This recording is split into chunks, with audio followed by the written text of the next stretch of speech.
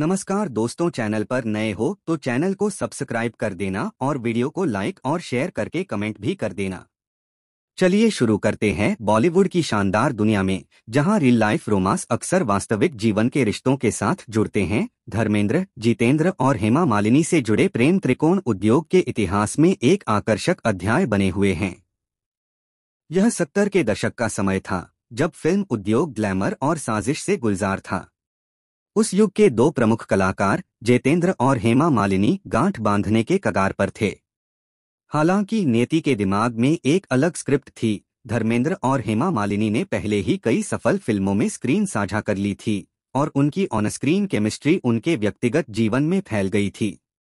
दोनों को प्यार हो गया, लेकिन एक बड़ी बाधा थी। हेमा मालिनी जितेंद्र से शादी करने के लिए प्रतिबद्ध थी। रिपोर्टों से पता चलता है कि धर्मेंद्र ने हेमा को अपनी भावनाओं को व्यक्त करने के लिए दोस्तों और यहां तक कि परिवार के सदस्यों की मदद मांगी। प्रेम त्रिकोण मीडिया में सामने आया, जिससे एक चर्चा पैदा हुई कि बॉलीवुड ने पहले शायद ही कभी देखा था। खबरों के अनुसार हेमा मालिनी के माता पिता विवाहित धर्मेंद्र के साथ उसके रोमांस से नाखुश थे। उसकी मां जया चक्रवर्ती ने महसूस किया कि सबसे प्रभावी जवाब उसकी शादी किसी और से करवाने और जितेंद्र के बारे में सोचने का है। हालांकि जितेंद्र हेमा के करीबी दोस्त बन गए। प्रतिष्ठित रूप से धर्मेंद्र अब इस दोस्ती के बारे में काफी संतुष्ट नहीं थे और यहां तक कि उनकी फिल्म की इकाइयों पर भी जल्द से जल्द हमला किया। हेमा की मां ने उसे जितेंद्र के माता पिता को मनाने के लिए नियंत्रित किया, जो मैच के बारे में अति प्रसन्न थे। वह भी अपने परिवार की खुशी के लिए उससे शादी करने को तैयार हो गया। जितेंद्र और हेमा शादी समारोह के लिए चेन्नई पहुंचे, लेकिन इस बारे में पत्रकारों को भनक लग गई और उन्होंने इस खबर को अखबार के मुख्य पृष्ठ पर छाप दिया। हैरान धर्मेंद्र ने जितेंद्र की तत्कालीन प्रेमिका और अब की पत्नी शोभा के साथ अपने अपने सहयोगियों का सामना करने के लिए चेन्नई की यात्रा की। जब धर्मेंद्र चेन्नई में हेमा के निवास पर पहुंचे तो उनके पिता ज्वलंत हो गए और उनसे दूर रहने के लिए चिल्लाए, क्योंकि वह पहले से ही शादीशुदा थे।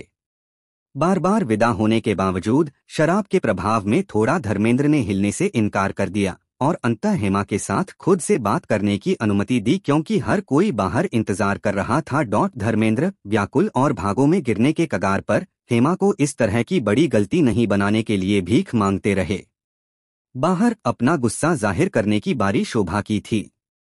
किताब में कहा गया है, जब बेपरवाह जितेंद्र ने शोभा को हेमा से शादी करने के अपने फैसले की घोषणा की तो जाहिर तौर पर सब कुछ टूट गया। आखिरकार सहमी हुई हेमा कमरे से बाहर आईं और शादी से पहले कुछ और समय देने का अनुरोध किया।